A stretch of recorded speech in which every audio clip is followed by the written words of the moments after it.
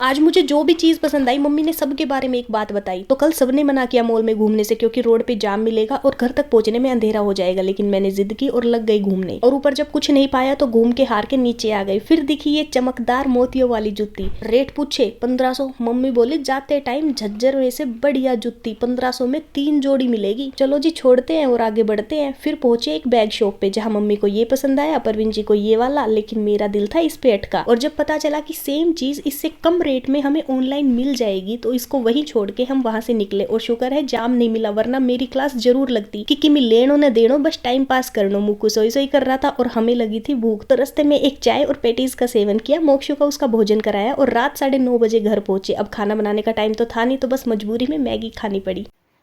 तो सबसे पहले तो आप लोगों से माफ़ी चाहूँगी क्योंकि ये वीडियो का टाइमिंग थोड़ी सी ऊपर नीचे हो जाती है, लेकिन 4:30 या 5:40 या फिर 3 के आसपास ये वीडियो आएगी। तो प्लीज़ अपना सपोर्ट बनाए रखना।